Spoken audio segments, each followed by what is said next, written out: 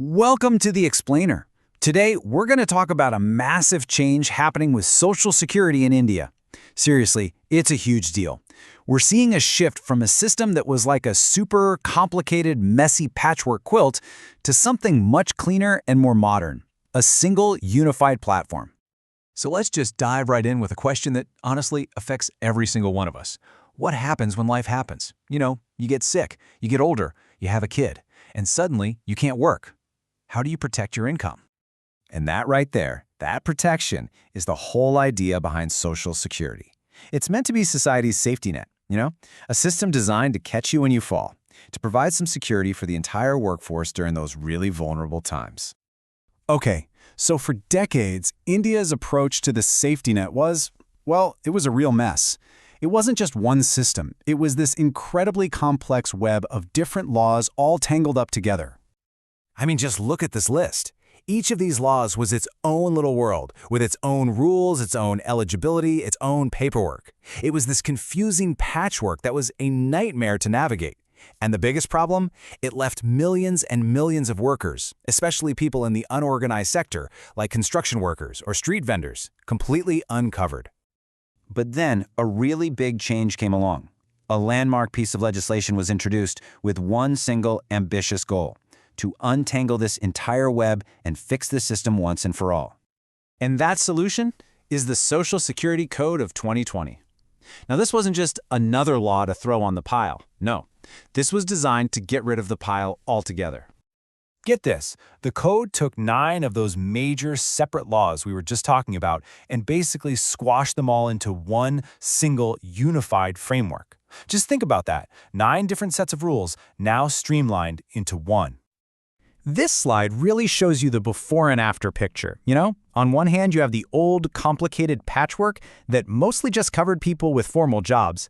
And on the other, you've got this new platform designed to be simple and universal. The goal is totally different. It's Social Security for everyone. Okay, so who really stands to gain the most from this new platform? Well, it's the millions of workers who are pretty much invisible to the old system, the workers of our modern economy. For the very first time, Indian law actually recognizes and defines gig workers. You know who we're talking about, right? The freelancers, the independent contractors, that huge growing part of the workforce that doesn't fit into a typical 9-to-5 job. And it also gets really specific about platform workers. I mean, think about your day-to-day life. The person driving your rideshare, the one delivering your dinner, they're all connecting with you through an app, a digital platform to get their work. And this is a total game changer. By finally putting a legal definition to these workers, the code opens the door to giving them Social Security benefits, something most of them have never had access to before. So, how is this all going to work? This is where it gets really interesting, especially the money part. The government's going to set up special funds and schemes for them. But the kicker is step 3. The platforms themselves, the aggregators, they now have to chip in. They have to contribute between 1% and 2% of their annual turnover to this fund. That is a huge shift, right? It makes them financially responsible for the welfare of the very people who make their businesses run. Okay, so let's zoom out a bit. What's the big picture here? What does all this legislative change really mean when you put it all together?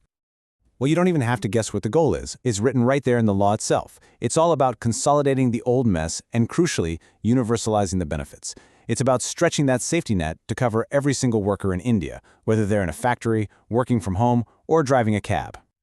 So if you're going to remember anything from this, remember these 4 big shifts. We're going from complex to simple, from exclusion to inclusion, from an old, outdated idea of work to a modern one that reflects how people actually earn a living today. And finally, we're seeing a new model of shared responsibility, where the big platforms have some real skin in the game. Look, the plan is ambitious. There's no doubt about it. But it leaves us with this one massive question for the future. It's one thing to have a great law in the books, but how do you actually make it work on the ground?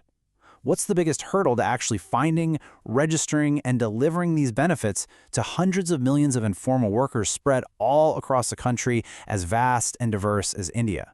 That is the real challenge that lies ahead.